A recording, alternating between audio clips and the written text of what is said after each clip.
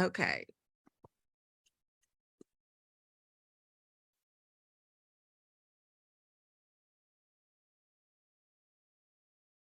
Oh, shoot. This is where we start. And I'll try to minimize this.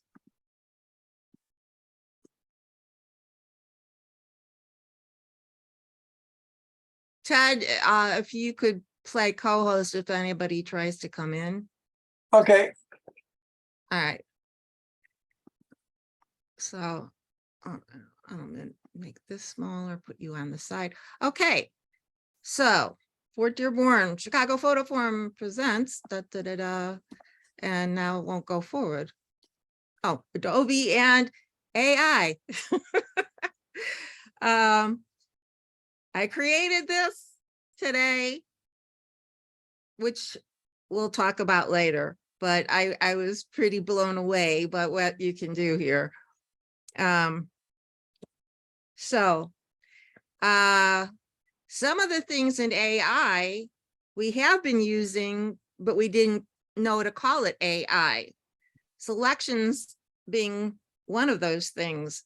So when we use the different tools to select, tonight we're going to talk about select subject, select background, and select sky, which are relatively new in Photoshop.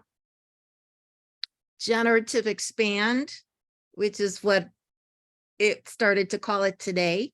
It was different yesterday. The remove tool and generative fill. And if we have time, text to image using Firefly. And that's how I created the AI in the beginning. So, so going back, selections. I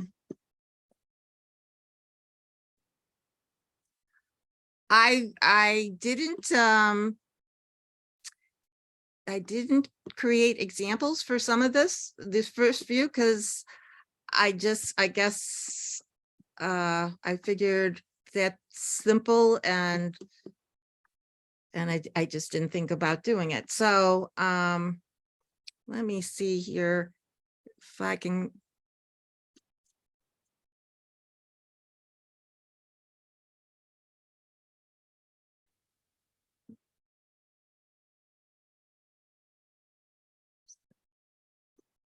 Oh, let me open up.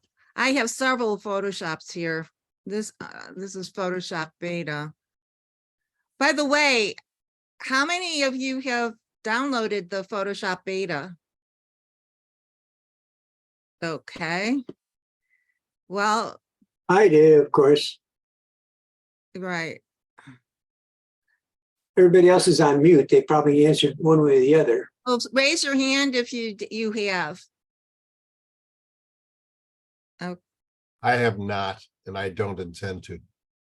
Oh. Well, at least you'll see what this is all about. Yeah. I don't use Photoshop, so. Okay, well, this also is in Lightroom. I don't use Lightroom as a whole, but it's the same kind of thing. Well, I noticed that it's in Lightroom, but I haven't spent a lot of time on this, and it was you know, I downloaded the beta version of in Photoshop, but I'm not sure. Do I have to? I don't know how to go about getting the other one, although I haven't done any research on it. Well, you go up to the cloud, the creative cloud, and then you would and it's one of the applications that are listed. Yeah, I was surprised that it seems to be a standalone program. Well, they've incorporated it into the beta, and now in Photoshop itself, the update, they have included some of the new features, but not all of them.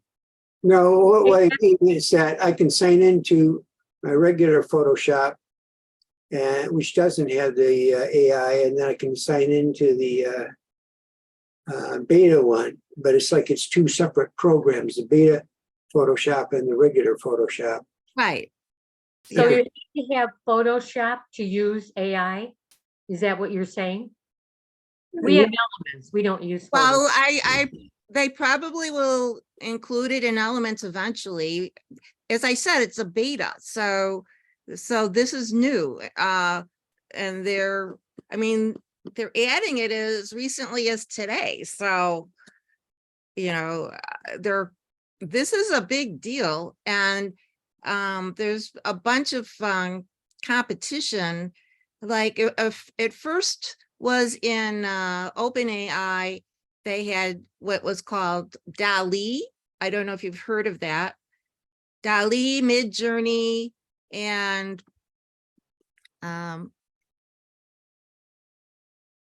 Midjourney and Stable Diffusion are the different programs that use AI for visuals. As I said, ChatGPT, Google Bard, Microsoft Bing are text oriented. Those are text prompted applications.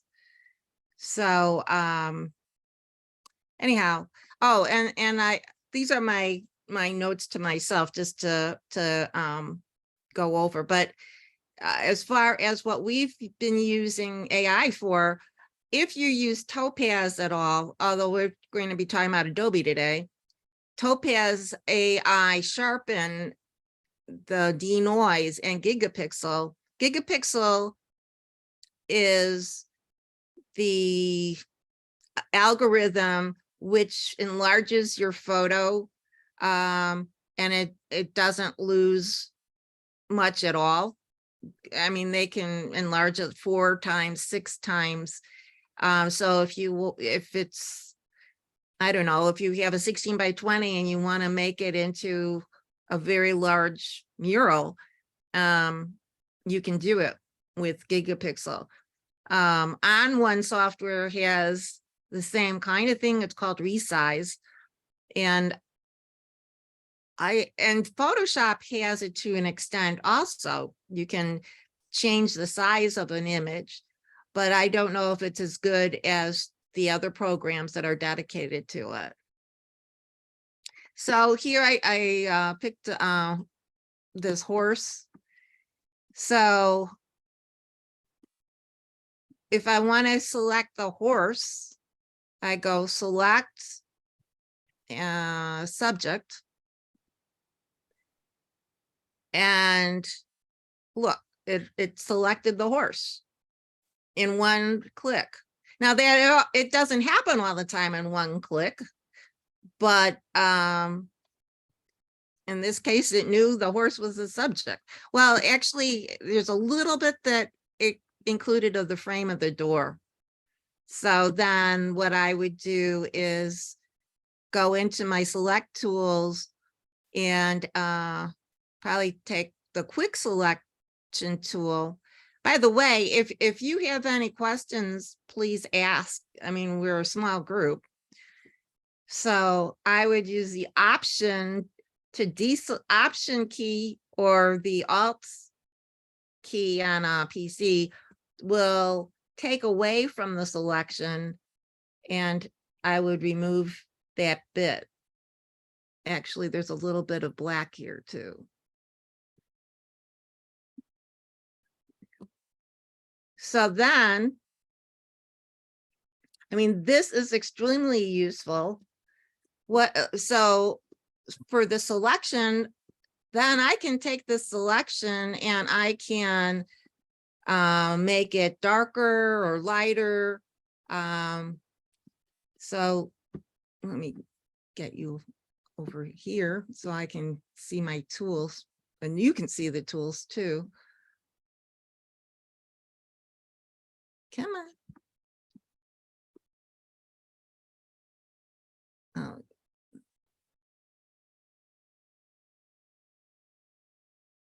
So I would go in my tools and let's say I would go to curves. And let's say I wanted to make the horse darker. I would go in the middle and click downward and make him darker if I wanted him darker, or I can make him lighter.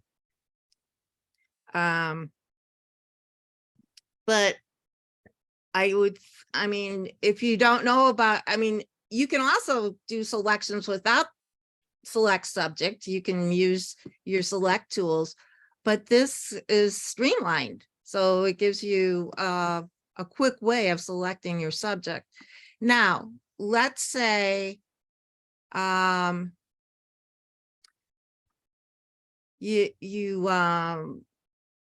you want to not select him, but you want to select what's around him. So you would go select inverse. Where is he? Make the selection. And I'm selecting again by clicking on a Mac, it's command, and you click on the layer with the curves to reselect this. And then you go select inverse. And now the horse is not selected, but everything around him is selected.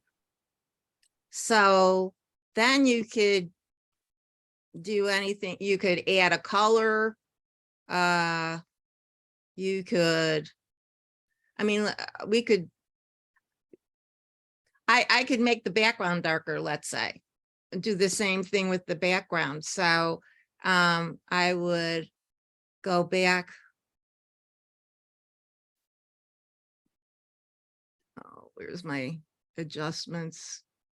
Oh, they popped up here. That's interesting. Is this a situation where you could make the background black and white, for example? Yeah. I usually use the tools right under the layers, but for some reason they're not there right now. So you can go to layer, new adjustment layer, and go to black and white. And so you can turn the background black and white. So so this is quite useful to do. Is everybody following this? If you're not, let me know. Okay. All right. So in a similar way, and I have to find another slide.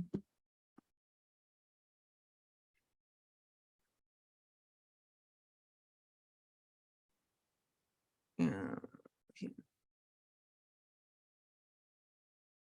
Okay. So here we have some nice llamas.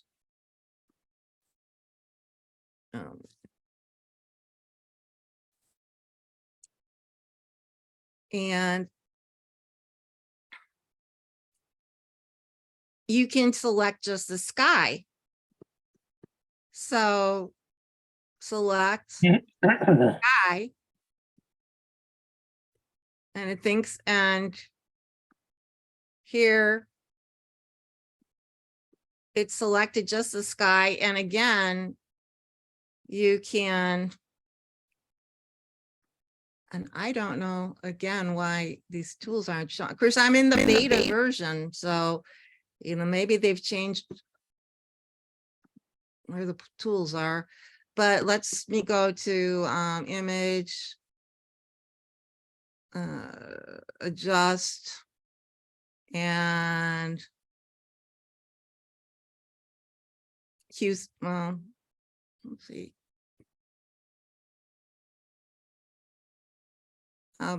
I'll do hue saturation. So what if you didn't like the color of the sky? You think it needs to be a different tone of blue. You can then adjust your hue saturation and you can change it to your liking. But again, it's really good at selecting the sky in all one swoop.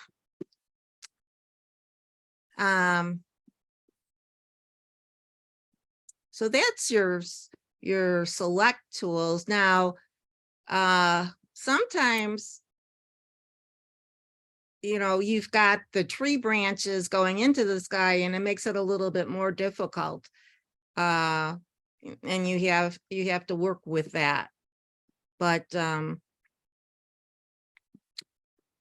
this is the basics of it. Then the next thing is generative expand. And I did select some instances of that.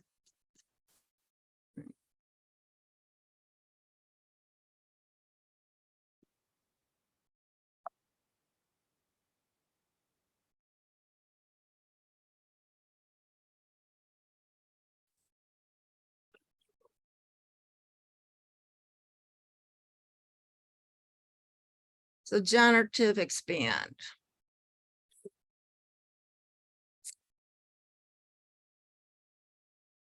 Okay, here's a photo of this little girl. Now,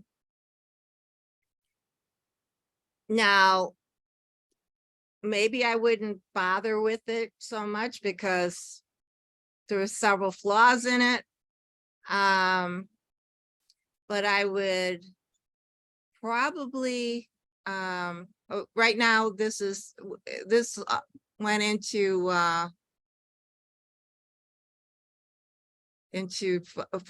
raw. Yeah, this is a raw file, so it went into Adobe Camera Raw. So first thing I would do, I click auto and it darkens the image. If I think it's too dark, I can change the exposure a little bit.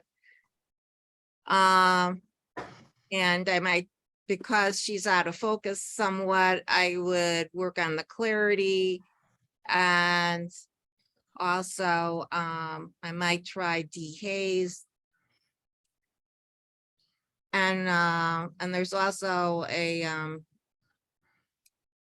detail for sharpening, so I could play with that. Okay, so let's open up the file. Well, this is okay, it's really saturated here, but I wanted to show you what this generative expand is. If this was in competition, the judges would say, oh, the wheel is too close to the bottom, and that's not good.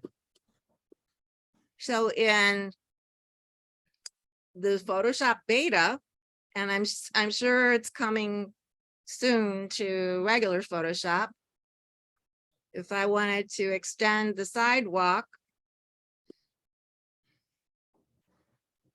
up pops another tool.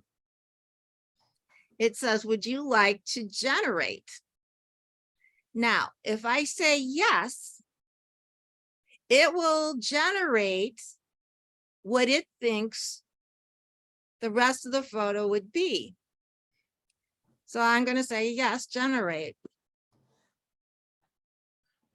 It takes a little time, but it's worth it because it saves, in the long run, it saves you a bunch of time. Look at that. How about that? Yeah. Oh, George, I hear George. So this is remarkable. Now, you know, I'd probably go into Topaz AI and sharpen her.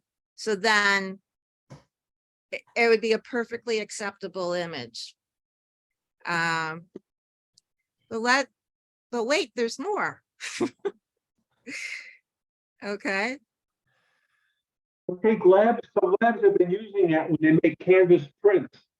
And it'll generate an extra border that wraps around the canvas. yeah, I guess, yeah, or, right. But there's other ways of doing it. I don't know if they use this particular tool. There's a way, they used to make a selection and you expand it, but this is just create, it's eliminating a bunch of steps. Okay, here we've got this guy with a guitar. And in the moment, I probably was excited about photographing him. And I cropped off the top of the guitar. So let me try this. What would you like to generate? Well, I want to generate the extension of this photo. So I go, okay, see what happens.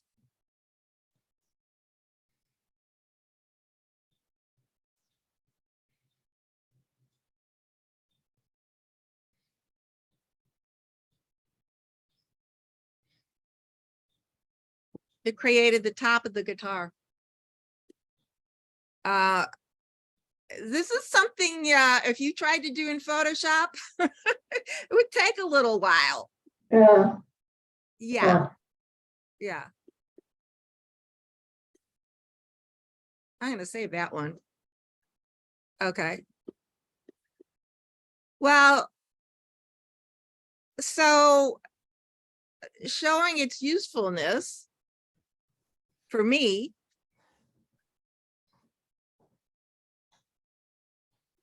you guys know I photograph boats. I'm on another boat and sometimes it's wavy and we're going up and down, or it's windy and I don't get exactly the shot that I want. I mean, I'd throw this one out. I wouldn't bother to tell the sailor, I have a photo of your boat when it looks like this. So here I am. This is a raw file. I'm going to go use auto. Okay, well, it's okay, but I want it to be darker than this. So I will go into the basic tool and I will change the exposure. And also the sky is kind of blah. So I would use dehaze also to bring out the blue in the sky. And it also clears up some of the haze in the city. Okay, so I open up. Well, let's try this generative expand thing. I will put this over here. I'm curious if after you expand it, you have enough image at the bottom to level out the horizon and straighten out the Hancock building. Let's see. Ah. So because I generate.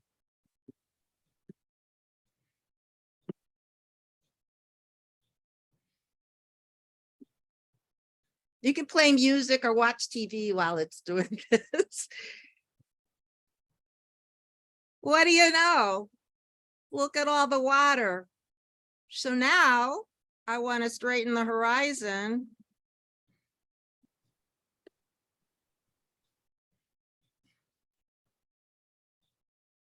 And I'm using the crop tool and I can straighten it that way. I'm straightening it by eye, kind of. Okay. And guess what? This is what I learned today. I didn't know it did this. It generated the water. So, it's a straighter image. And for me, this is incredible. I tried it, I tried it on this photo. Quick question. What you just did about the horizon, do you have to start manually like you did? And then the program kicks in to add the water? Straighten the picture, the image? Well, as far as, I mean, you can straighten a picture in Camera Raw, but it wouldn't add the water. Maybe eventually they'll add, will add that feature to Camera Raw, but right now it's not there. So here's this image again. I would have, it was in my reject folder. But okay, so I would use dehaze to darken. Where's dehaze? Basic. Dehaze. Here. So I'd use dehaze to bring back, to make it clearer. And I mean, I can add to the sky. Oh, for those of you who, I mean, this is going into Adobe Camera Raw, but in Adobe Camera Raw, you can, oh, you guys are blocking it. Oop. You see these tools over here? Does anybody use Adobe Camera Raw? Sharon does. Okay. I do it when I come across it, but I don't specifically go to it. I basically do most of that in Lightroom. which is Okay. basically- Well, Once in a while, I use it. Lightroom is the same thing as Adobe Camera Raw. basically, Yeah, except for the cataloging part. But so in Adobe Camera Raw and Lightroom, you can select the sky right off the bat. And if I wanted to make the sky darker, I would change the exposure here.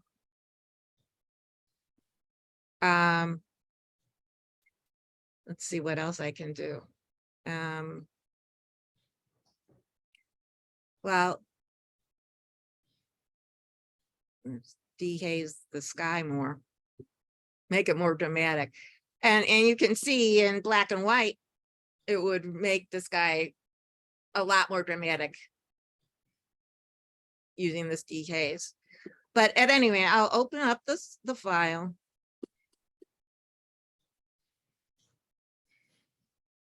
And I'll go to my crop tool. This over.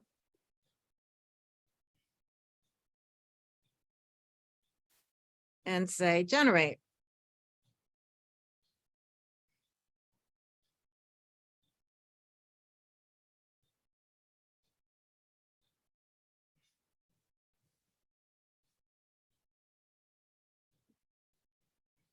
And look at all the water. And again, I can, by the way, to use the crop tool, I find twice in a row, you have to click on another tool first and then go back to it for some reason. But at any rate, I can then tilt the image and this image that had been in the trash pile is suddenly usable. Is that not remarkable? I was, yay. I was like thrilled. This is amazing to me. You know, how many images that this will save for me. I mean, and also, I mean, it doesn't have to be both photos, but for me, especially is pertinent. I'll save that.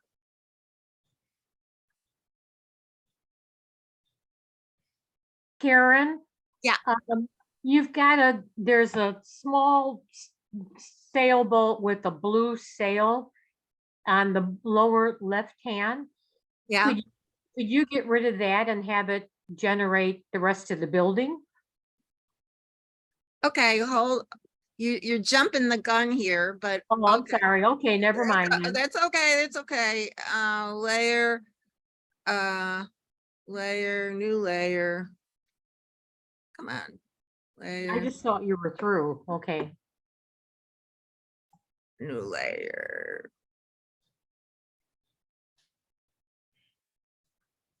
Okay, I'm going to collapse or I'm gonna merge all the layers underneath into the one layer. So I do that by going to on a PC, it's Alt, on a Mac, it's Option, and I click on Merge Visible. So it's merging all the layers that are visible. And it's putting that in the top layer. So now I go to the tool that that is the spot healing brush tool. And the healing brush and the patch tool. And now we've got a remove tool. So I clicked on the remove tool.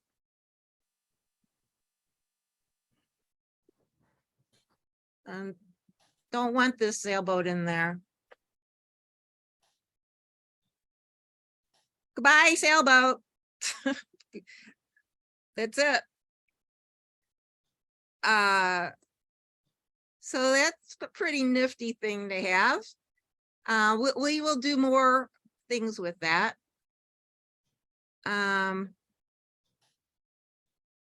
Okay, that was the, let's see, generative expand, remove tool. Now the remove tool works especially well on smaller objects.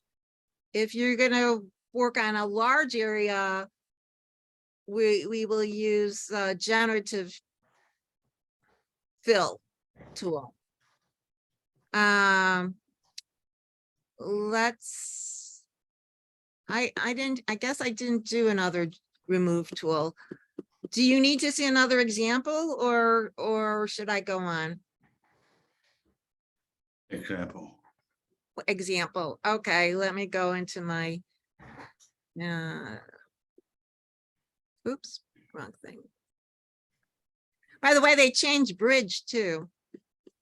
I'm using my old bridge, but I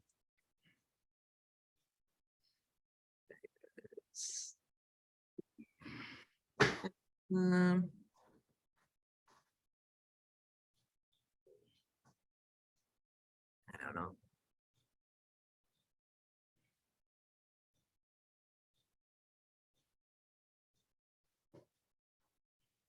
I don't know if it'll do this, but let's try to remove the little boy.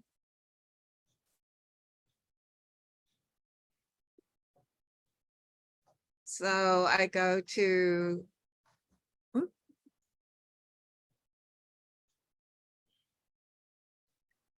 the remove tool, which is underneath the spot healing brush.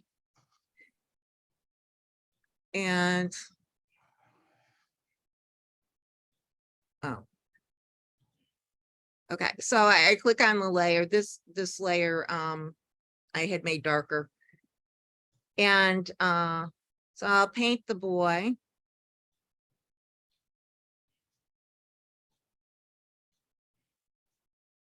So you don't have to be too precise.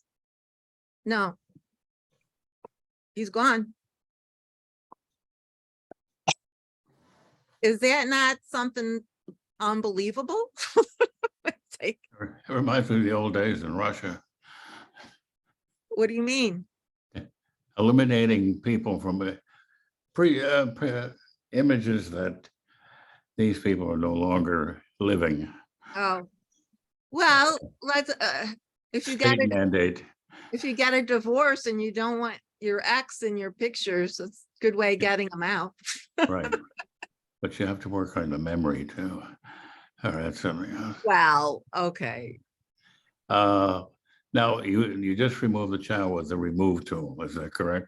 Right. So that's all it takes, huh? Here, here's another Oh. child. Yeah. Open.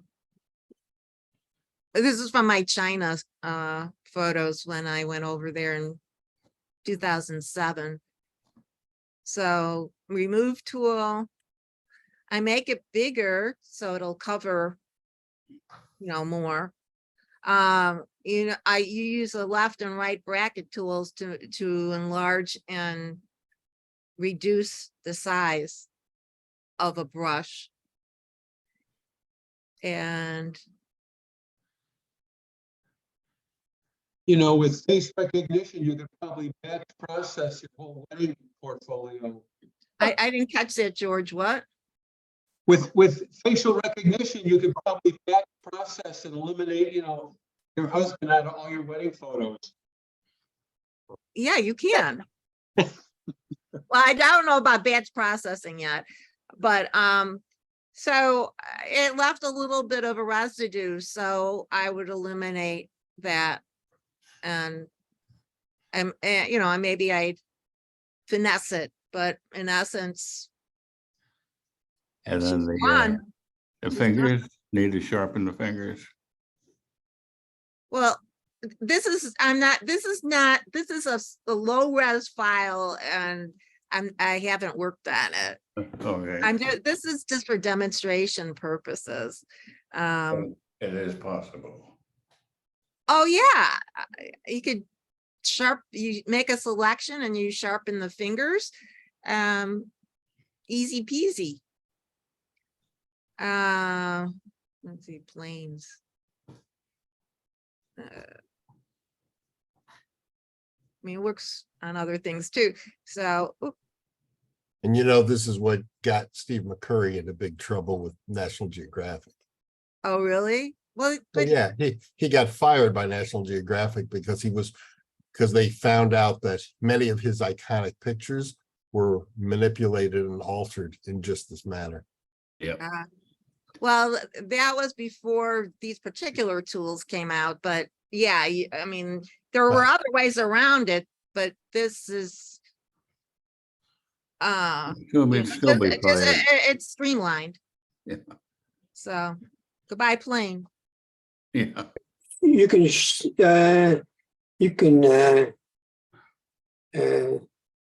be dishonest in a more streamlined way. In other words, You can what? be dishonest or whatever. Well, I Whatever wouldn't say you can be artistic. I mean, Yeah, right. you wouldn't do this for an editorial photo. If you're Oh, sending this to Time Magazine, you don't play around like this. But if you're doing something for a competition, or you're doing an exhibition, and it's for art's sake, not for documentary reasons, then here I mean, I have the plane in, but if let's say I didn't want the plane, I would just remove it and just have the clouds below. So that's the remove tool.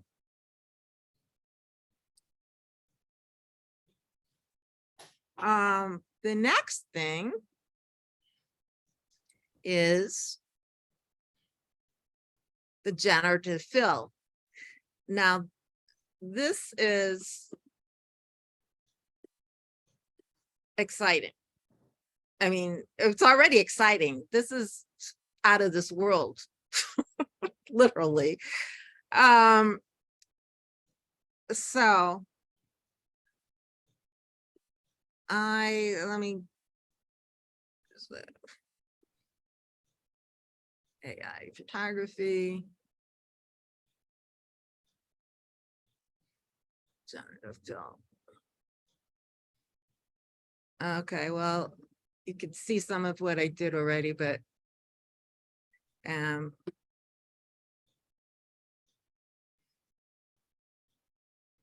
there's a landscape in the Southwest. And poor horses need some water. So dry. So let me make a selection. I have to, let me go to the layer that has this. And let me,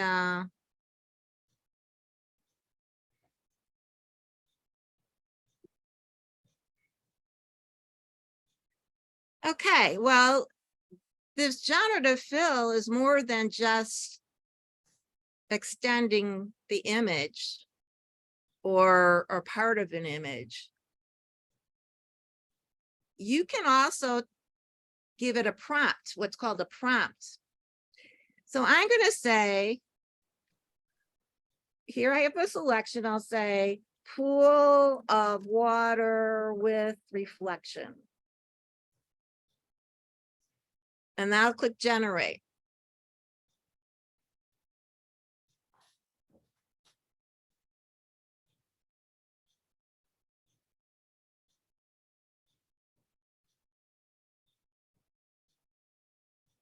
Now there's some water. Here's the horses leaning over to get it.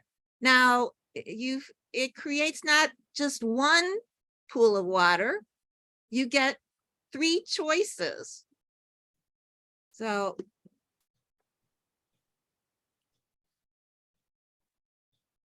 I have that one, made a tiny pool of water. But what if this isn't exactly one I wanted? I can tell it to generate again.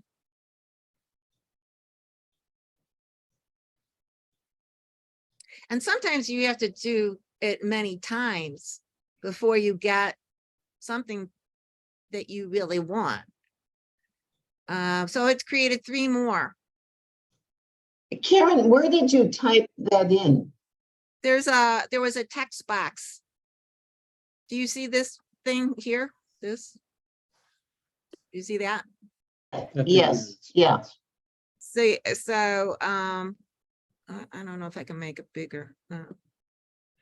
But this is where I put it in. Oh, I see. Oh, okay. With reflection. Where do you get that? Well, once I made a selection, it pops up.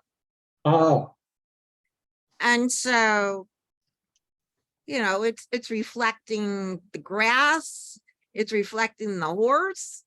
I would get rid of this. But it's pretty remarkable. And you can you can create anything you want, and it comes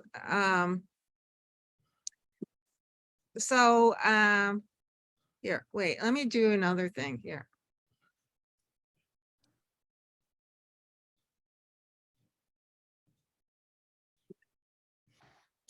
So we'll see what happens. As I said, it doesn't always work, but here.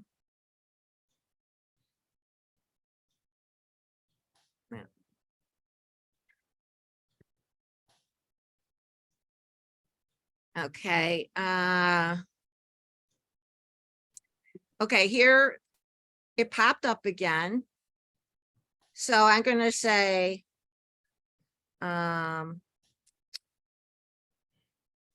Texas Longhorn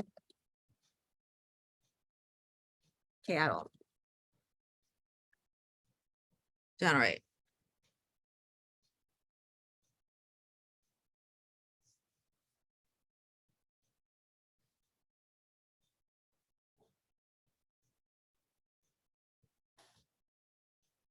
Well, wasn't the best job here, but he's sitting down in the landscape. There's another cow. There's another one.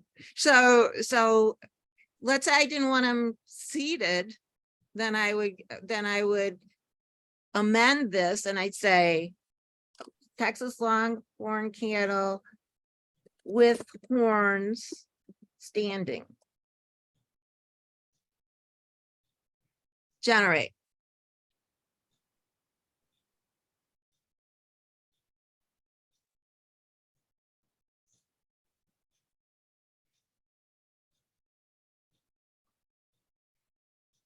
Well, they made it really tiny, but. But it's to scale with the horses. What? It's to scale with the horses, though. First one was like twice Oh, the size of the horse, farther away.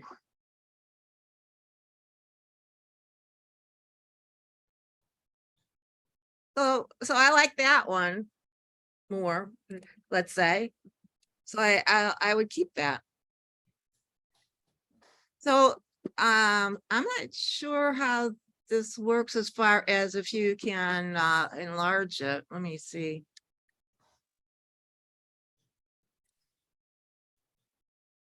Oh, yeah, you can.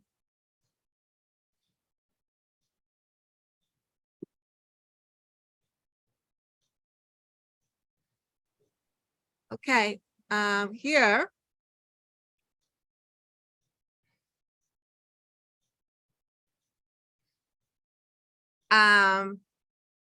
You saw what it ended up, but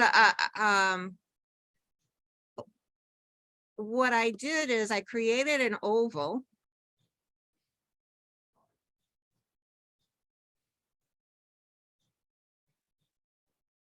And so then generative fill. So I said head of a squirrel looking out of a hole in the tree. Generate.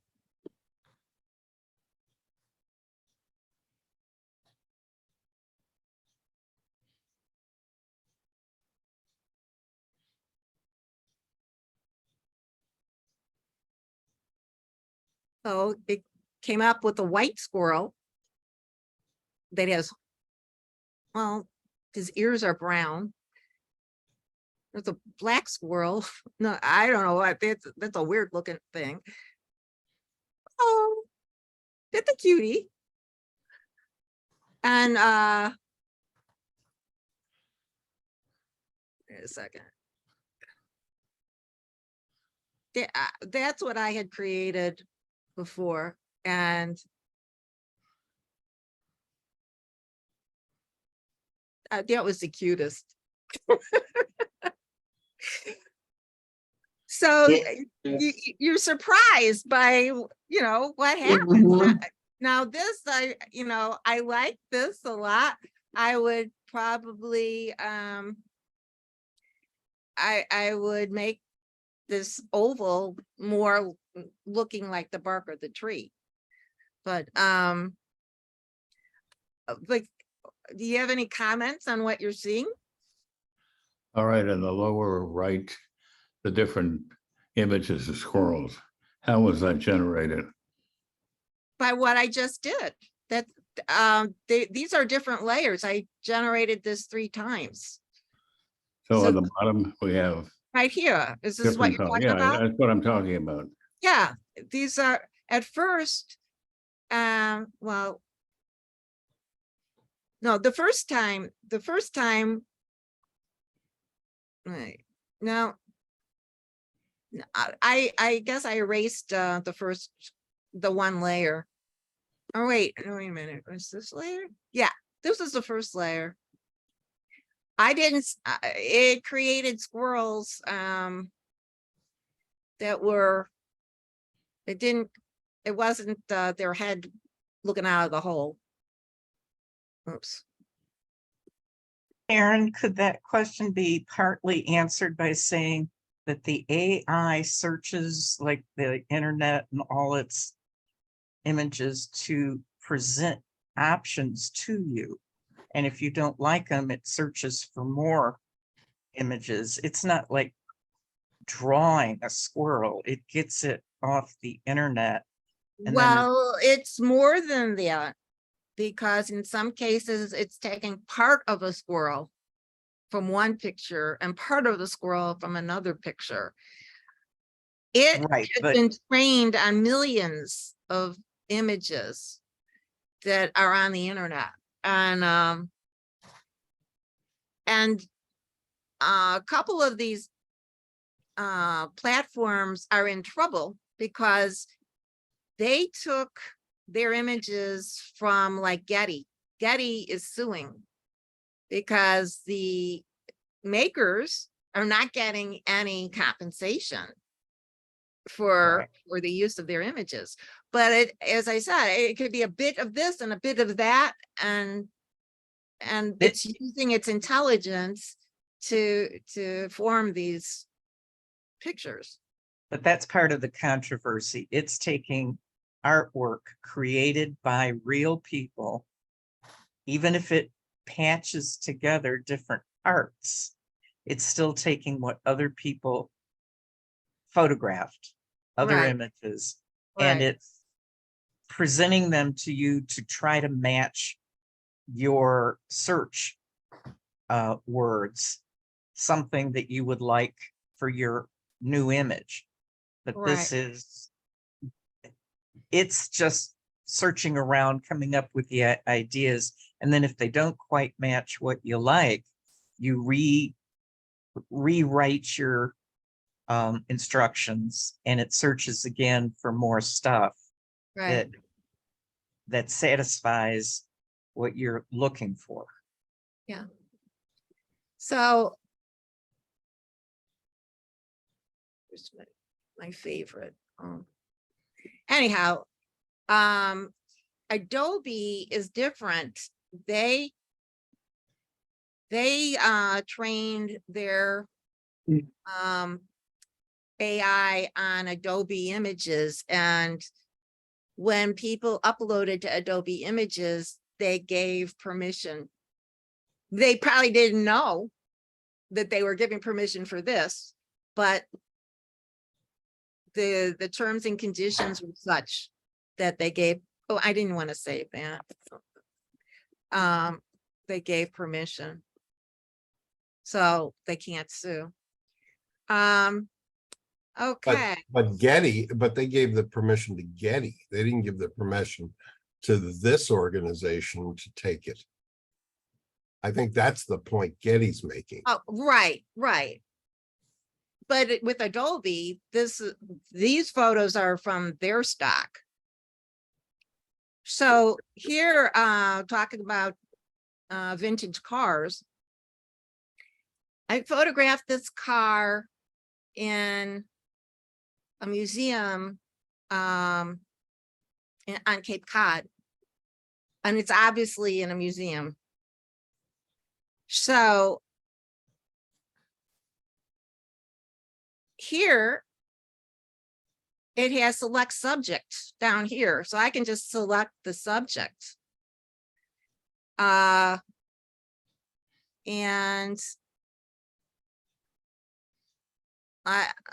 well, let's see. There's more I want to include, so I would use my selection tool. Here's a quick selection tool, and I would add to this wheel. Oops, too much. So I'm going to take away. Well, you get the idea. And this has a shadow. I don't know if it's going to be that smart to take away the shadow, but I could try. No, it would need some finessing. I might smooth this out a little bit.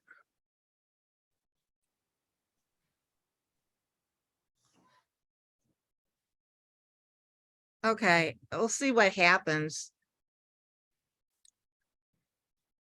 Okay, so I selected the subject. And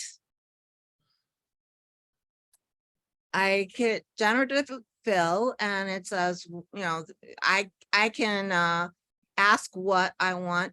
It asks what I want. So I say, oh, wait a second. Sorry. Now I think I have to select the background. Oh, and this part of the window I'm gonna deselect too. All right. Well, let's see what happens.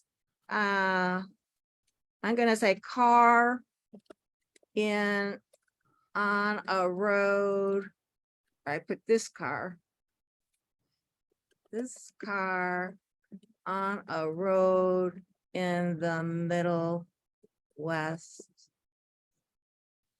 I might have to select the background rather than the car, but we'll see what happens.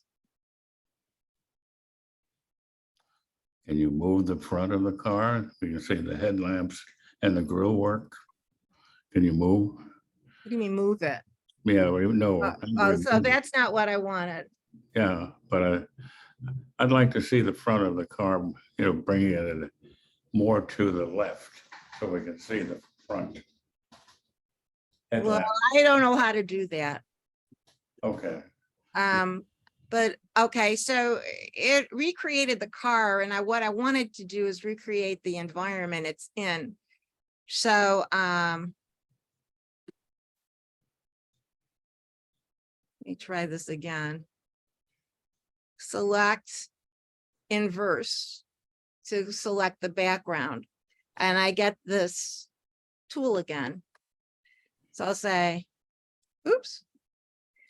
On a country road in the Midwest.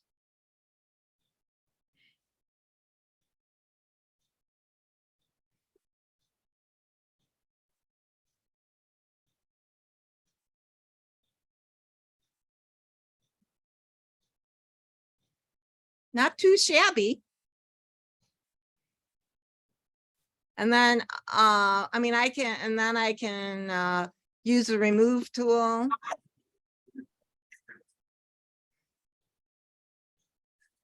I don't like these little bits and pieces. Here, can't see my palette here. Where's my layers? No. It's hiding behind here. Yes.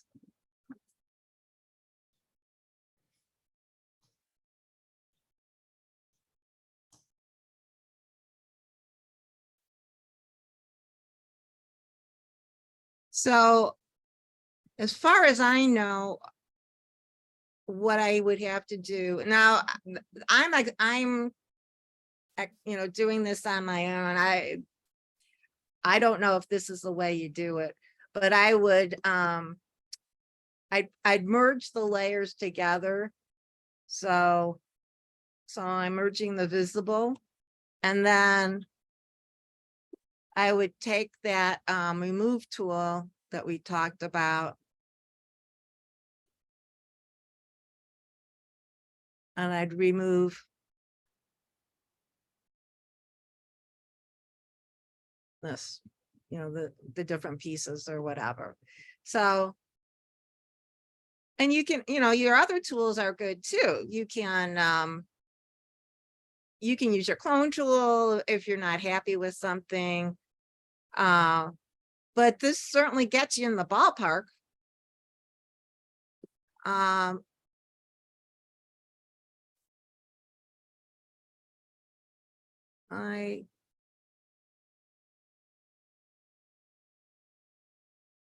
This is what I had come up with before.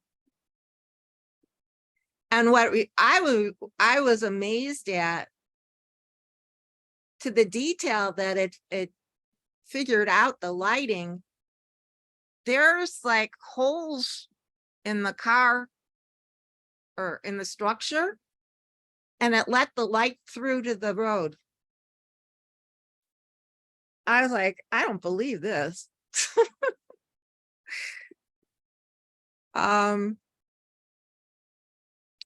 Here's another example. So I select the subject. Subject. Oh, wait a minute. I might have, hold on. I might have saved that.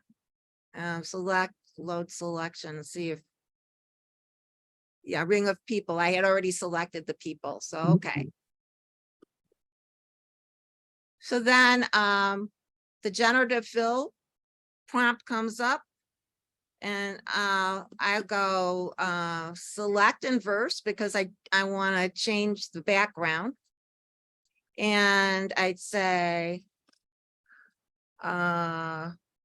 grassy field in Central Park. Generate.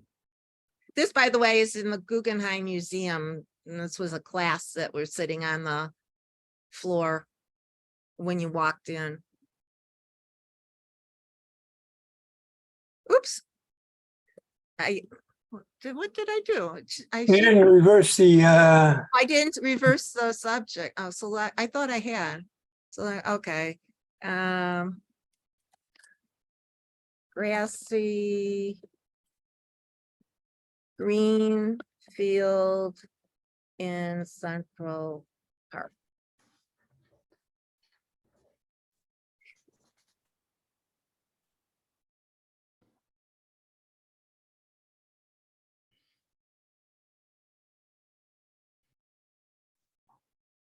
So they're on a blanket, it's interesting. and oops.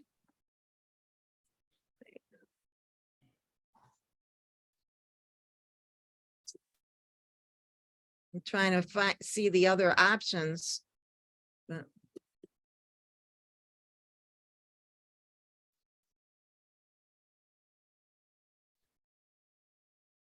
maybe they're, oh, here they are.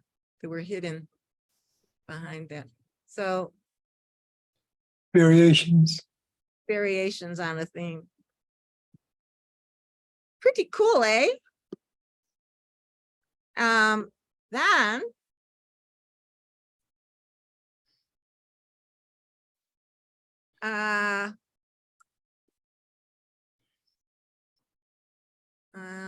new file. Okay, I'm creating a brand new file, and I'm gonna say select all.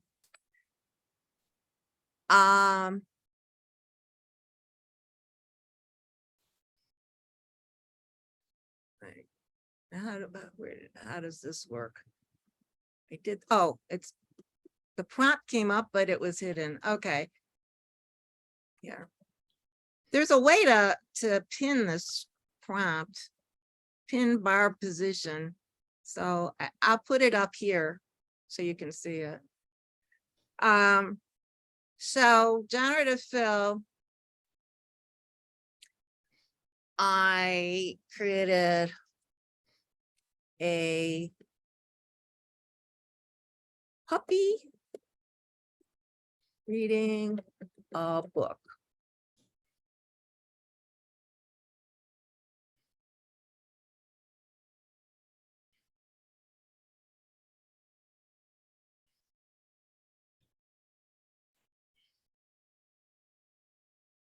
Oh, that is so adorable.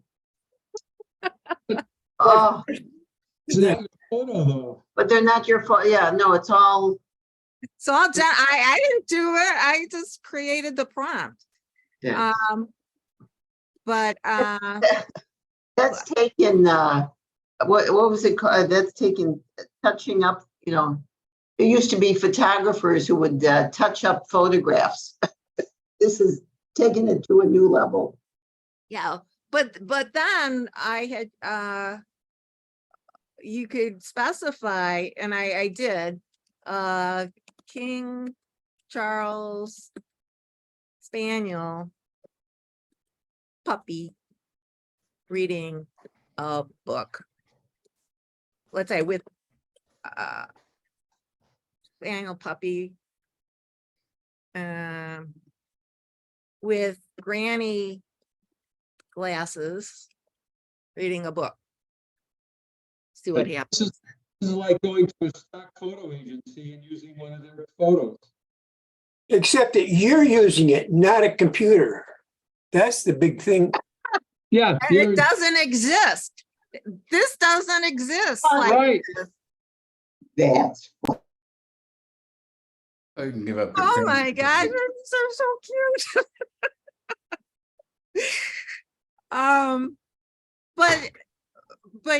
But I could, you could, don't save. You also can create stuff like, wait. now I'm curious, do they I mean, I don't want you to ask for a photo, but do they censor, like if somebody asks for some X-rated photo, will they? Yeah, I think they do. They do.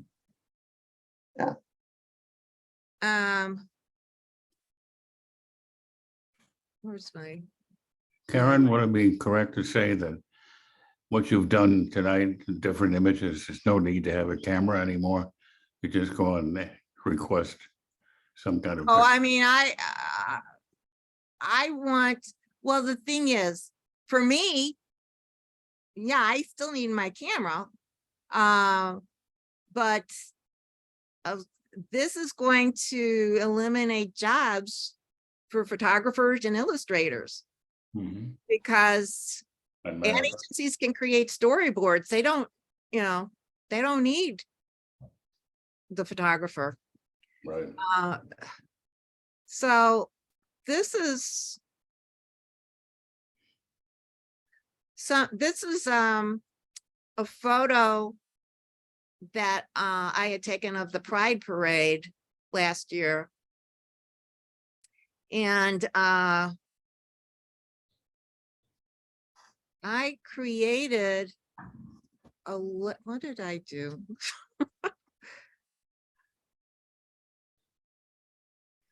I think this is what I did. I said, select all, let's see, and then generate fill.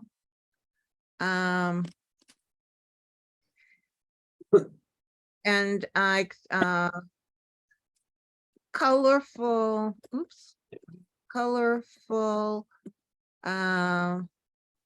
let's say, swirly gradient in pink and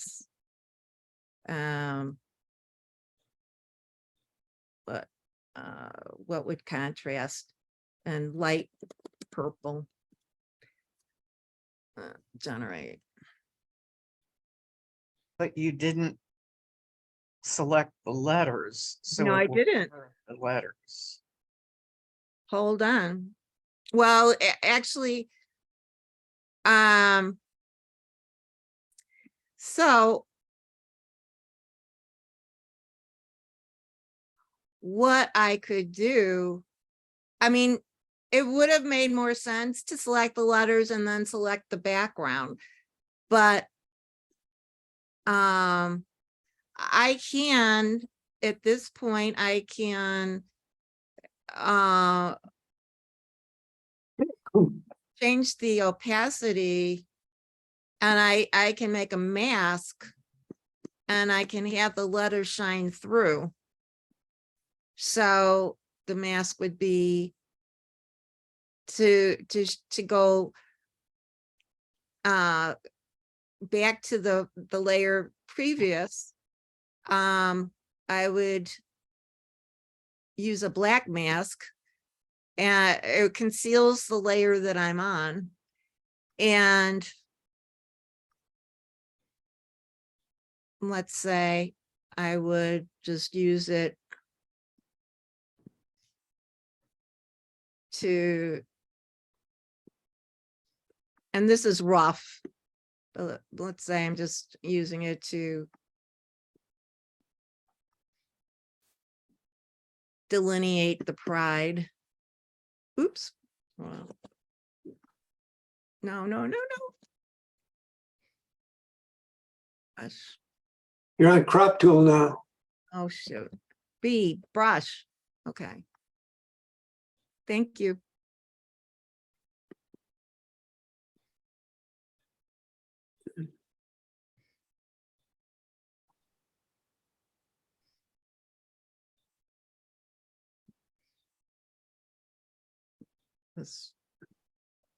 I went too far on the E, so I go back to white.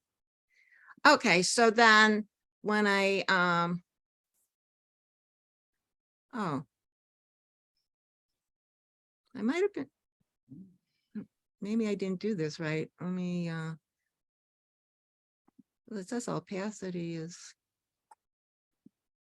oh, maybe I did it on the wrong layer. Let me see. Well, yeah, I did it on the wrong layer.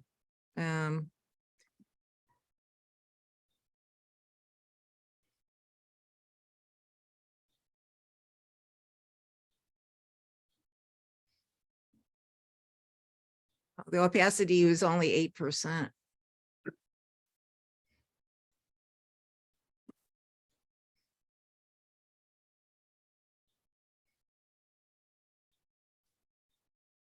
Go away.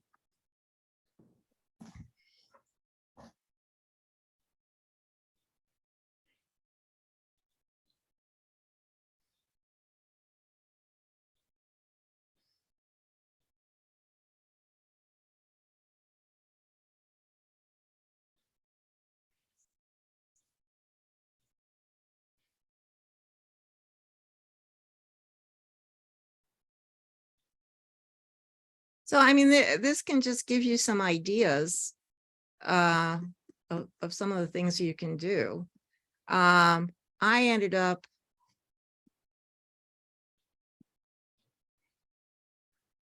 I created, I said, create a abstract painting with impasto or something like that. And I ended up with this, and then I created this mask on the side. Can I show? So that let the balloons through.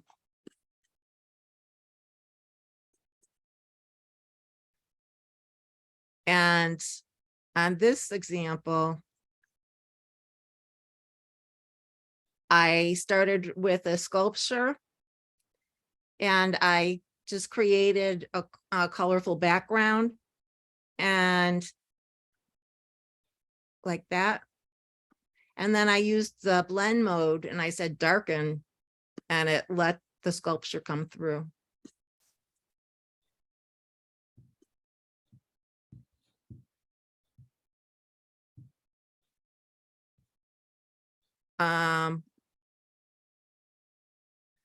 Just some more examples. I asked for it to come up with a forest at twilight with fireflies lit up, and it came up with that.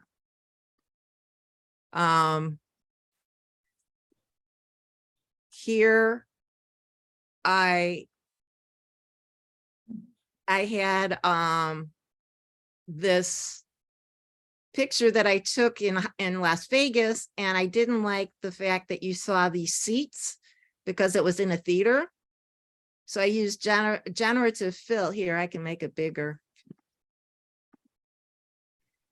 So I used generative fill and I filled it. So as far as the copyright office goes, because I started out with my own image, I used generative fill for part of it, but this is still a copyrightable image. What I generated just with the prompts is not copyrightable. In this example, I selected the sky, but the sky was bald.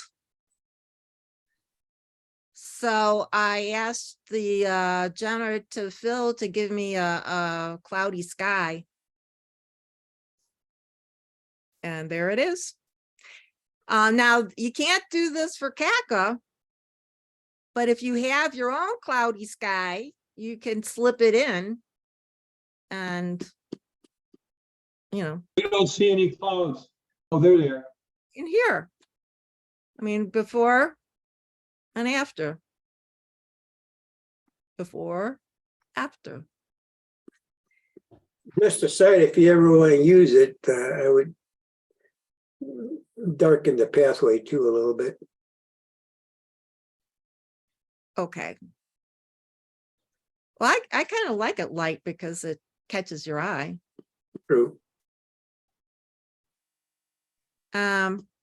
So that's basically what I was going to show. The bonus part was using Firefly and using letters and filling the letters with textures and anything you could think of.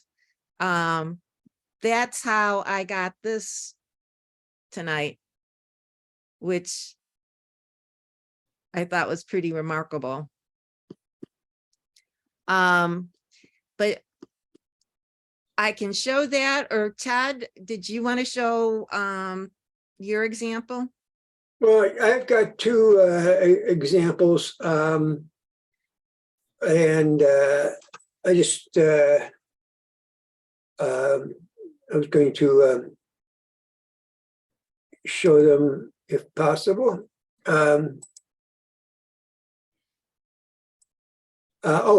First of all, I want to thank Karen for doing this, because she just had an awful week, or I don't know if it's an awful week, but Busy. a very busy week. She was out on the lake photographing a regatta and doing post-processing and all that stuff. And it seems to me she's got her own exhibit coming up that she had to print for. It was like, I don't know how I'm going to do it, but I'm going to do it. And she did. And today my toilet clogged and I had to have a plumber come.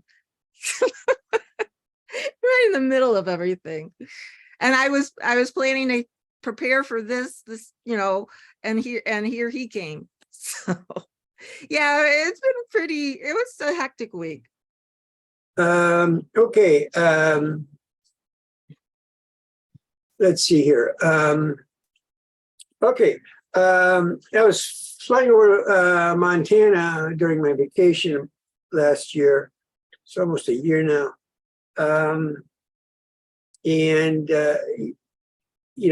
Montana was on fire, basically, kind of a precursor to Canada. And this was a forest fire on a mountaintop. And kind of reminded me of a crater. And I just wanted to be extreme as possible and experimenting with it.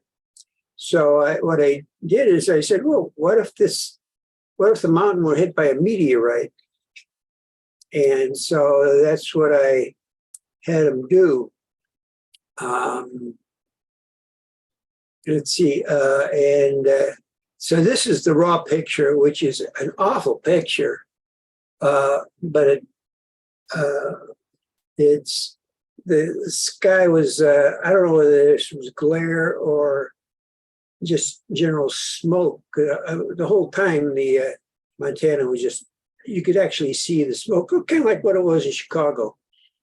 And then I got the edge of the plane here, which is, unfortunate. So what I did was told them to, create a mountain being hit by a meteorite. And I expected, like volcanic reactions and stuff like that. But that's not what I got. but it was equally interesting. And I know it was the next image that I had. I don't want this here. It's hiding my stuff.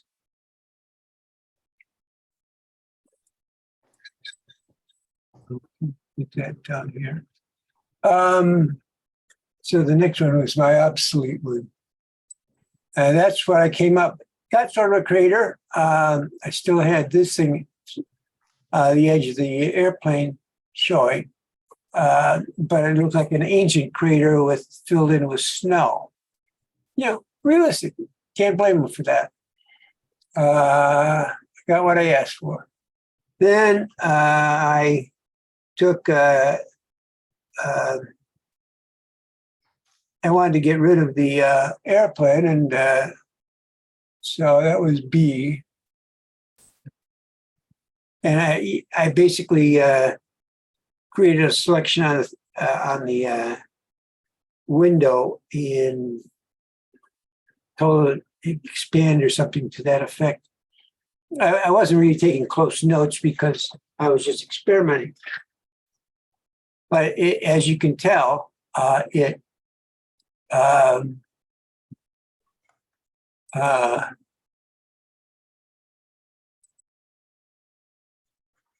not only removed it, but it expanded the crater. This is completely computerized. This whole area pretty much is completely computerized. And then I was able to jump out. So that's a crater in. So basically, I went to post-processing, and that was number 2 here. And through normal post-processing, I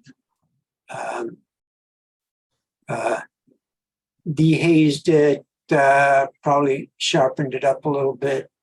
I think I separated the background so that there's a little darker back there. And from there, I created I downsized it and turned it into something that I entered in competition. I don't know whether it qualified. It would qualify under CACA. I don't know if we need to make rules on it. I didn't get any award with it, or any ribbon with it, so it really doesn't matter, except for points. And so that was it. Now, in another image,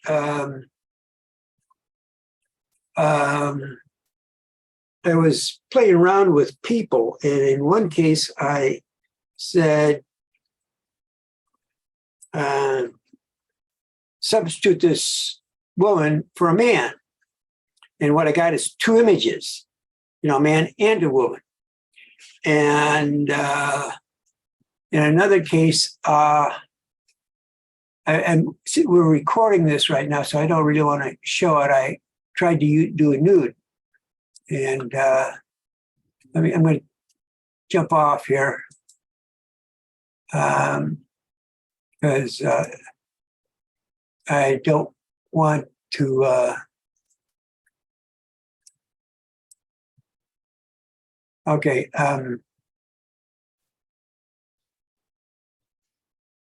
Okay.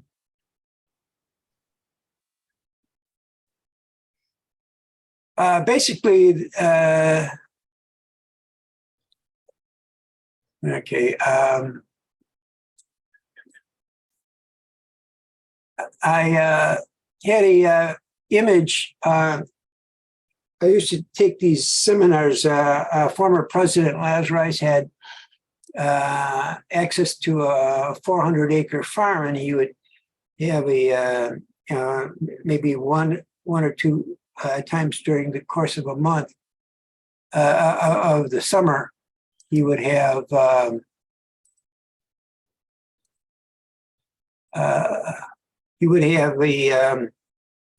figure shoot out there, nudes, and I took this picture, very, basically of a woman from the back. I didn't think I was showing her face, but I am, and so I don't want to show that if it's being recorded, although she passed away. But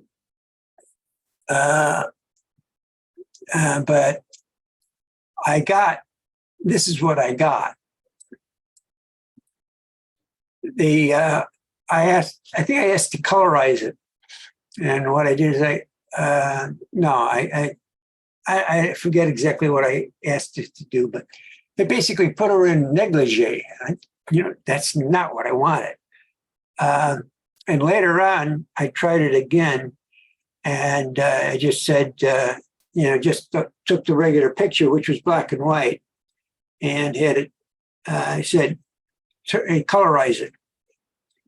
And I just got this message that I was violating the terms of the agreement, and you basically don't do it. So they are censoring it. It said you're violating the terms of agreement. Well, I basically this afternoon and I didn't do it again anymore. And I opened up the terms of agreement, and there's some interesting things, and I recommend if you're going to use it to read them, because first of all, they have a whole list of stuff which I think most would not do. Most of I think just me and Lionel do serious nudes and stuff like that. Karen does a few from time to time, but they don't. They basically just say no nudes. I wonder what would happen with the neural filters, because there's a colorize in the neural filter in Photoshop. Yeah, I was able to do.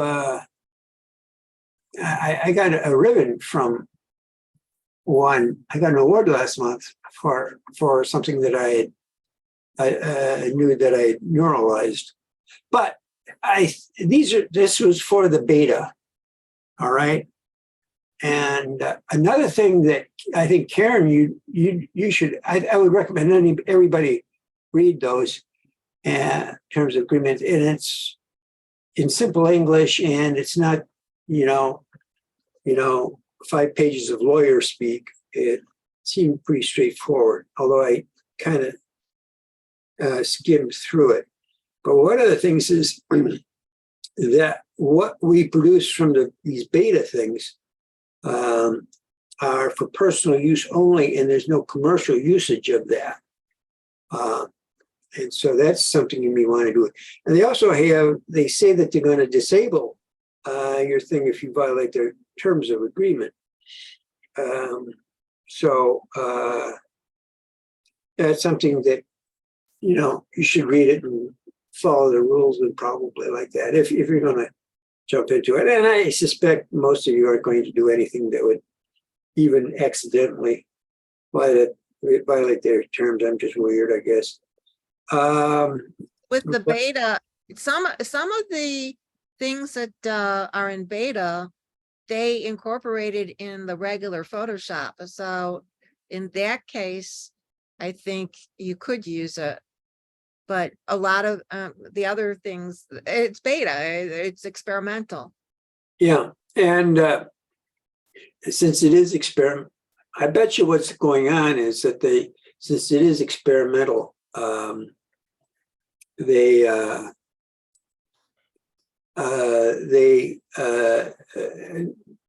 by forbidding commercial usage, they're less likely to run into lawsuits for misappropriation for commercial purposes. And that could be the reason for that. But anyway, those were the two things I wanted to share. It's really a fascinating program. I didn't spend as much time as I wanted to, because one, basically, I was doing I have a lot of other stuff that I was doing, and I was wasting a fair bit of time, and I'm not They don't have the stamina that Karen has. But anyway, if you got any questions, I'm sure Karen can answer them, and I'd be glad to try it myself. So anyway, that's it for me.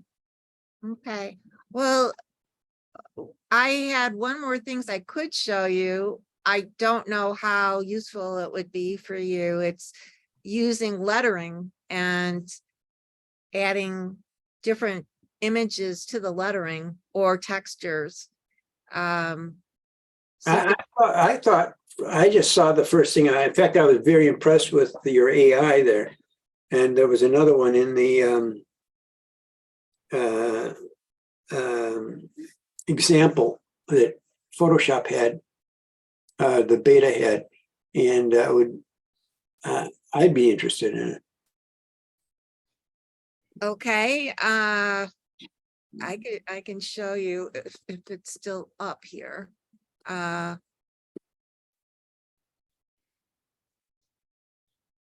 not sure if I still have it. Let me go to my desktop and see. No. This is it's called Firefly. Firefly is a standalone program that Adobe is using. It's blending it into Photoshop. But right now, it's separate. And let me see if I can get there. While I'm looking for this, why don't you guys, I'd like to hear your thoughts about all these tools and what it means, and if you like them, if you'd like to discuss that. Do you have any opinion about what you just saw tonight? Well, mostly I think the program is for personal use only, because you can't, I think you got to really be aware of copyrights and lawsuits and stuff like that. And you can't really create an image to be used in competition. I mean, you could probably create one for club competitions if they decide to allow that, but you can't use anything like that for CACA. So I don't know. I mean, depending if that's important to somebody or not. Well, you know what, you could, I think an artist could, I think we're going to get to a point where how you describe something becomes an act of art, you know, how you guide the choices that the AI makes on your behalf. I think that'll be an artwork. And we get that today. I mean, you basically go around, Karen takes a lot of copyright-free backgrounds and stuff like that she does not create, and incorporates them into her work sometimes, which CACA probably doesn't allow, but it doesn't. Wait a second, what are you saying? What background are you talking about? Well, I used to do a lot of sandwiching and stuff like that. They were from my own photos. Okay. I didn't take other people's work. Well, I assumed you downloaded some stuff, clouds. The only thing I did was texture from Firefly papers, which adds a mood to photos, but I didn't use them. That's what I was referring to, yeah. Oh. And I would have done the same if my artistic bent took me in that direction. I see nothing wrong with using copyright-free stuff. In fact, one of my more favorite pictures was a copyright-free Alphonse Mucha line drawing that I got from those clip magazines that they would have copyright-free. And I colorized it and did all sorts of things with it. But I basically started out with an image that was not mine. And I think, as you know, And so I think that that's just sort of a version of that.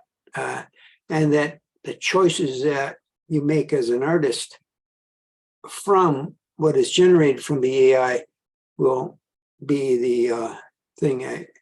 I think in the terms of general photography, back in the old, for a long time, photography wasn't considered art because, you know, you were just copying what was out there in reality. But I think it was Weston or Ansel Adams basically said, it's, it's the eye. It's not what you put into it. It's what you exclude from things and stuff like that.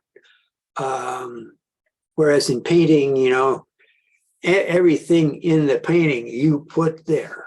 Now you may be copying from nature, but sometimes you don't like a tree, you basically take the tree off, not include it. You can't do that in photography, but now you can. And But, now, so it really, I think there's room for AI if you can control it.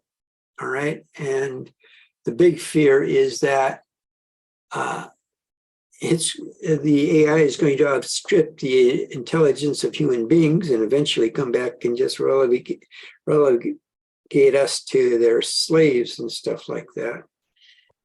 You have some science fiction stuff like that going on. Emily, you look like you're doubtful. Yeah, well, people used to, they were afraid when with the Ford's new horseless carriage.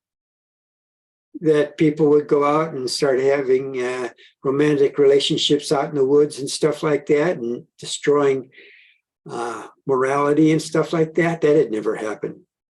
See, they were wrong on that. I don't know where you got that from, the horseless carriage, but yeah, people are afraid, and then it's kind of, the science fiction. It's people like to be scared, and kids like to go to those horror shows, and they have a point though. If the people who are creating these programs, they're concerned about it, that it's coming out too quickly and what the consequences could be, and the rules that you have to give to these programs so that they don't overstep what the ethics, right, like that. but it has to be incorporated, because these machines can teach themselves, which is a little bit, it's mind-boggling that they can learn themselves. They're given a certain set of information, but then they can extrapolate, I guess, from it. But Yes, anyhow, it's not always correct.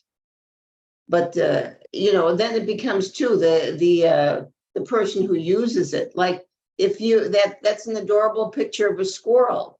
If you put it in a competition, it might win first place if people thought that you took it. So then it becomes the values and the morals of the photographer. Does a person, would you do that? Say that this, put it in competition, say this is my photo? I don't think you would, but there might be some photographers that would try that. Well, it's there just. there was an entry in some competition, photo competition. It won first prize, and the person said, "Oh, this was an AI image." I think he was a software developer, and he just wanted to see what would happen, and it won. So of course it was disqualified, but yeah, I mean, you can come up with some fantastic work with AI. So the guy who won first place does photography on a regular basis using AI exclusively. That's what he does now. And he wanted to make a point. So he deliberately entered this image that didn't technically qualify to prove a point, and he did. He got first place, but he didn't take the prize or anything, and he reported it.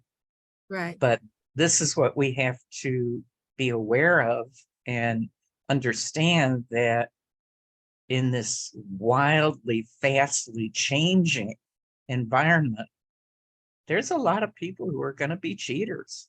And how do we define cheating and what's okay? And it's going to take a lot of effort on everybody's part, but there will be. A lot of modernization has caused lack of employment, reduced employment. And it goes beyond, I'm sorry, I hope I didn't interrupt. Yeah, you did. That's So okay. go ahead, finish. Nope. Okay, there was, and it goes beyond that. I mean, you like these phishing things. So, I get, all these phishing messages, and I can kind of spot them. But if you're unsophisticated or trusting, you can get nailed, with identification and stuff like that. But they, as they learn, and it doesn't take geniuses to do it. They'll be, the phishing will get so effective that you won't be able to tell real, the real from the fake. Well, there's a current scam that's going on that somehow they replicate like your daughter's voice, and they call you up and they say, she's been in an accident. You got to give them, send $1,000 or something. And you hear her voice, because they can do that. They can replicate people's voices now. Well, if you're gonna, give your credit card to somebody on the telephone saying that, if you're that naive, a person is that naive, hopefully there's enough public messages out there warning people, I guess. There's a software program called Optic, at least for still photos now, that can determine if AI was used or not in a photo. So it'll say real or not real. So, and that's probably going to happen with video as well. I think they need that. Yeah, definitely. Yeah, it's scary because not only can they replicate voices, they can replicate a person's image. So like I was learning about AI from this software developer, and he gave a video first, and he was talking, and it turned out it wasn't him at all. It was his avatar, and the voice said whatever he had typed into to make a script. The voice, the avatar would say whatever it was. And because he had, I guess, for 4 minutes talked in front of a camera, a video camera, and so it showed his body language and all that. So it's just amazing what they can do. And I saw another demonstration where this technology team had gone to Ukraine, and they had videotaped Zelensky in 3D from all sides. And then they could place him in any environment. I mean, they could place him as if he were in front of the UN or wherever. It was unreal. But in some of those, in something like that, maybe it's safer to hide his location by. I'm sure they do that with Putin, put in places and that kind of to confuse where his location might be. Yes, it's true. That's So- a possibility. On the other hand, they can take any public person and make them look like they're committing acts or saying things that are criminal or bad, and then ruin their reputations totally. And nobody knows, because even if there is some right now, technique or database that can analyze an image saying, well, this is fake, that's not going to get out near as fast as the way that social media will spread the lie. The lie will be all around the world before the truth even gets a foothold. And so it's really dangerous as to what people can do to each other with this fake information. Well, that's what People magazine did that. You see it and people still buy it. You know, and you know it's fake. I mean, there'll come a point of, hopefully people will go beyond just reading the headlights at the grocery store checkout that says They're not doing it now. Elvis is still alive, and maybe you'll check it a little bit. Well, you got two problems with that. Is that there's always going to be gullible people around. Yes. I mean, we know today. I mean, you get these. I get these phishing things, and they misspell words and stuff like that, but they do it. You can tell they're fake sometimes blatantly, and to some extent, that's who they're looking for. They're looking for the people who are gullible. They're not sophisticated people. They're going to get caught.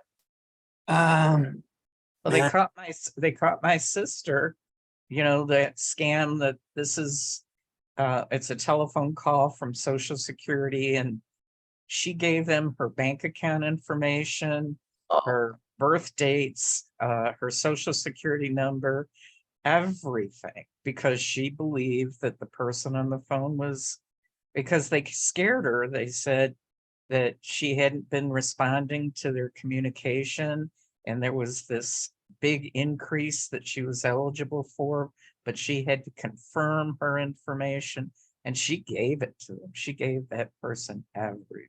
Yeah. Well, if you're keeping up with news like that, you're aware of it. But yeah, you get a call from the IRS, and if you notice now, the IRS is just saying we will never contact you, or we will never ask for your Social Security over the phone.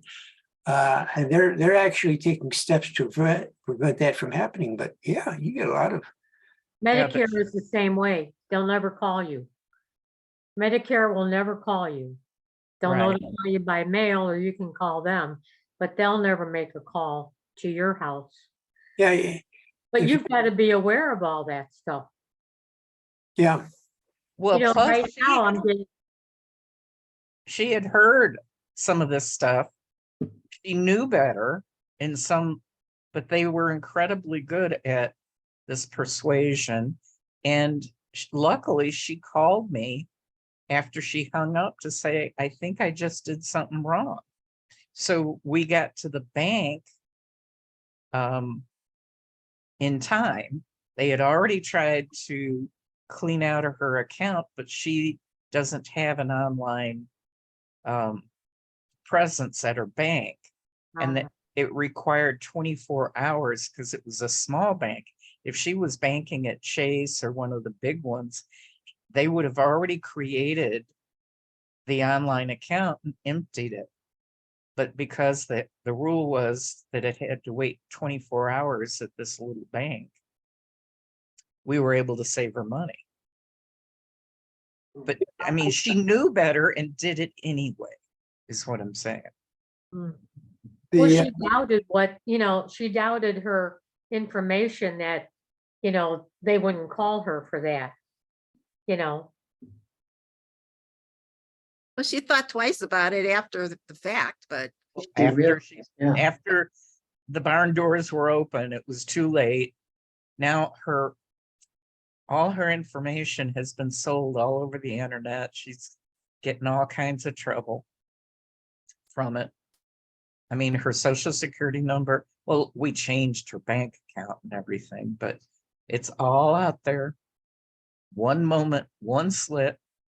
And now with AI, it's going to be harder to tell that they're fake. They won't misspell things in their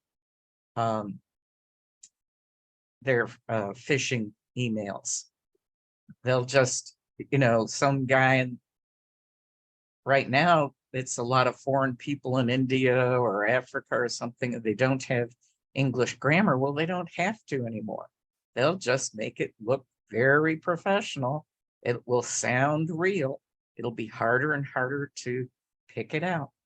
Right. I mean, one of the things that I was reading, the AI can translate to any language.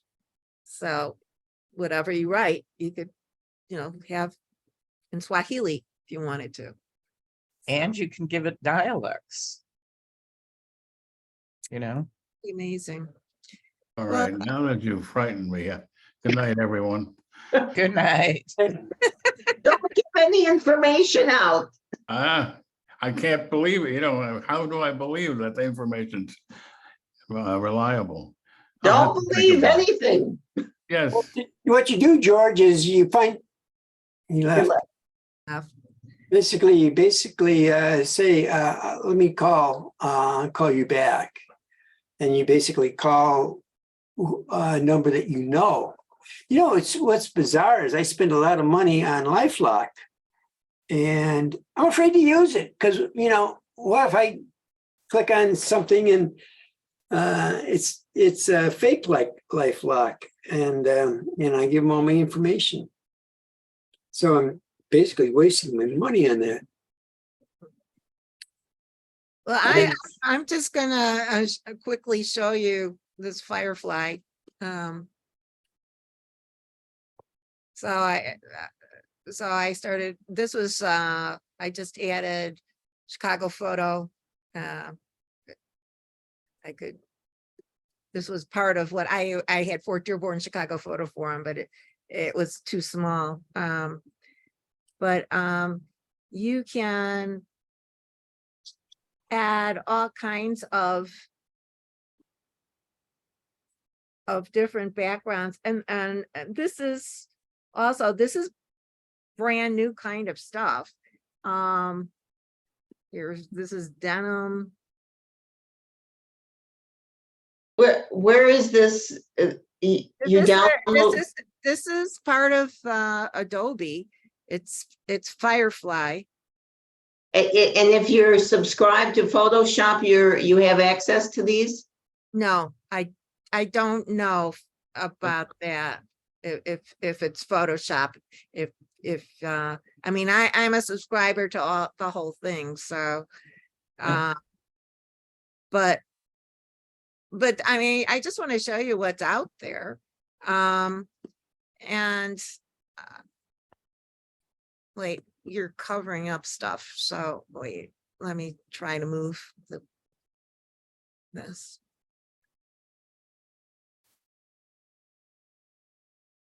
Put you up here on the side. Okay. So I can use, I could say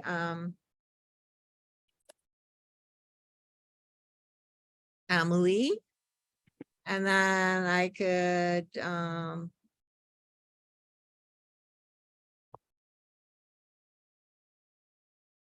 make, this is ice cream, and it has 4 different renditions. So it's melted ice cream, but here I didn't even use this before. Let's say melted chocolate. Oh, making me hungry.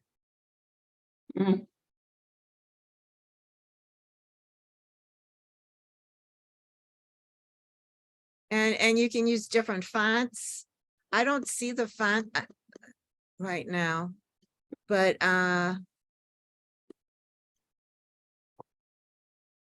here, I mean, it's saying materials and textures. Let's say snake skin, orange and black.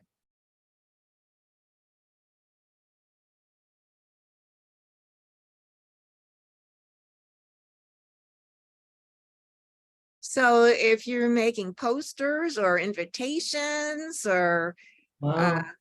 you know, you can wow people with what this is. That's neat. Yeah.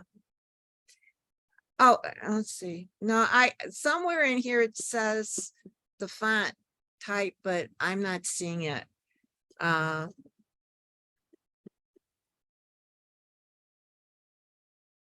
So, nature, this is nature.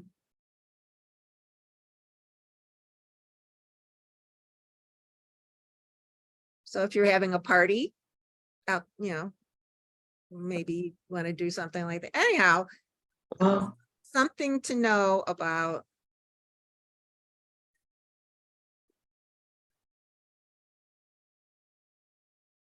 Interesting stuff, huh? Yeah. Very nice. very. So this is what's coming. I mean, and I'm sure it won't be long before it will be commercial. And I mean, this is just the visual side of things. The GPT, I've seen, it's just incredible. And then you can mix the two eventually, where you can tell Chat GPT, you can tell the text to write a script about, and this is the story. And then then you'll say, well, make a movie, and it's going to be able to make a movie. That's part of the reason the strike is going on. Exactly.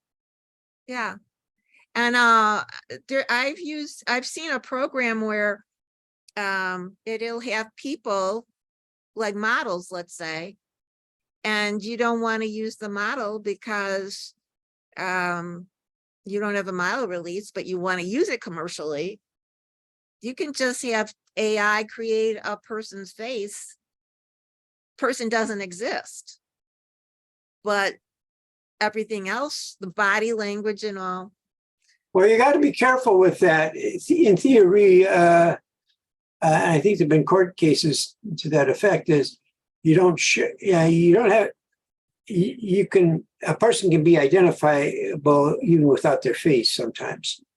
You know, if they have a mole or a tattoo or something like that, and you can get in trouble if you violate the terms of or have a lack of model release or something, if they're identifiable in any way.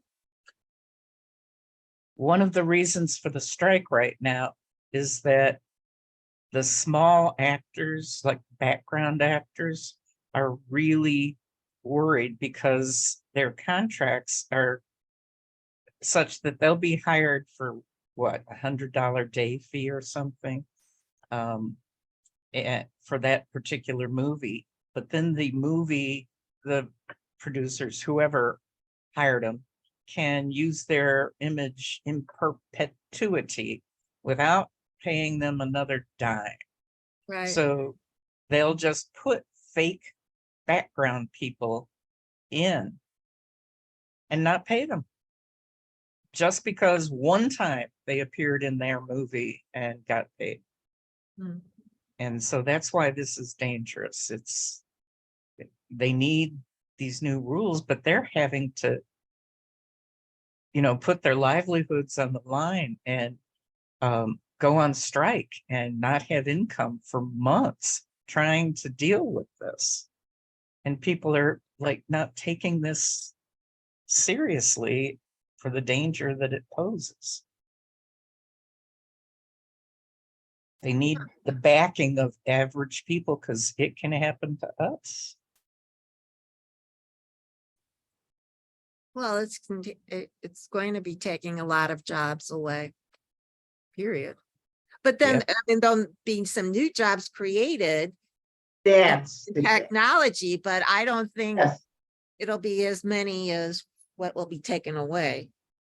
And will they be paid as well? The new technology, if it's just pushing buttons on a computer, as opposed to being an actor with years of training and whatever for your skills, or, you know, certainly they can't replace everybody. And yes, life is about change and things happen. But if we're not working ahead of the game to protect against excesses, a lot of people can get hurt in the transition. Right. Well, I mean, when I started in advertising, one of the things I did was pay talent and residuals. So if somebody was in a commercial and the commercial was aired nationally, they get paid. And it was based on time that it was up and the geography where it was being shown. So if somebody is videotaped and their image is used later, I would think there would be some way that they would be compensated for that, just like stock photography. But You know. that's the point. Their new contracts are saying no, that they can use their image over and over by recreating them electronically through this AI digital stuff. They won't get anything. And bigger actors who are supposed to get these residuals, they get more money when things are shown on cable again. This one star was saying she gets, when it's streamed on some of these streaming services, she's gotten a check for 18 cents. So the streaming, they're getting a lot less money, and they don't know how to collect. They don't know when it's being shown all the time, this and that. So they're fighting to have rules to protect exactly what you said used to happen. The model has changed. It's no longer being done that way. And they're having trouble making a living. Well, the streaming is through the internet, is that right? Versus Yes, through cable? yes. My building voted to get rid of cable. We're going to be streaming only. Huh, I don't even know how to do it. yeah. It's going to be kind of crazy. I want to keep my cable. Well, does it stream through TV or does it have to come through a computer? Oh, you can do it on your TV. Oh. Huh. You But can then you can use, see whatever you want, whatever show you want, whenever, right? no, you have to subscribe to, 5 or 6 different services, and you have to know how to find it, and how to search for it. And they've promised me, one of the board members, Sharon, I'll come to your house, I'll walk you through it. But I think it's going to be a pretty steep learning curve for me. Hmm.